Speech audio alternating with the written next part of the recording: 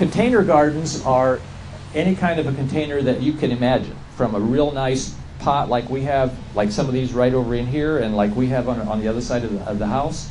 Mr. Wingard has used some of our nursery pots here. He's grown cabbages. He started those some time ago, and he'll tell you more about those in a little bit. But we've got a small one setting up on a plant stand and a larger one down below with 4 cabbages in it.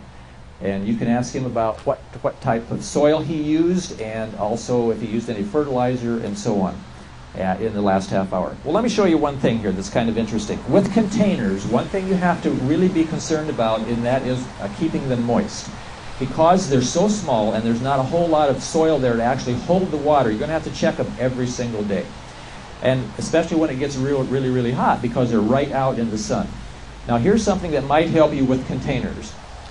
This is a product, it's actually a polymer. It's called Soil Moist. It's good for hanging plants. It's also very good for hanging flowering plants to keep them moist, but you can use it for container vegetable gardens also.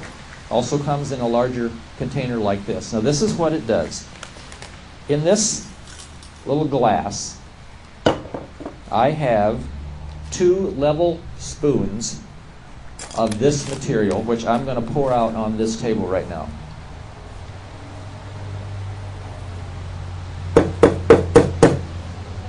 Okay, it's now empty. You can take a look at this later.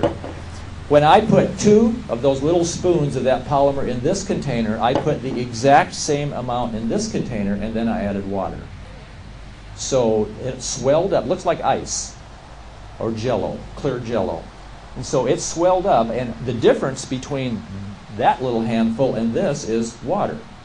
So if you put this into a container, whether it's a hanging plant or a vegetable garden container, mix it with water first so you know how much you actually have. And then put it down in the container, at least 2 inches below the surface. Rather than sprinkling this on top, and then you're going to have like jello on top of the container, it's not going to get to the roots at all. Also, you don't want to clear in the bottom of a deep container because vegetables won't go down that deep to be able to access the water.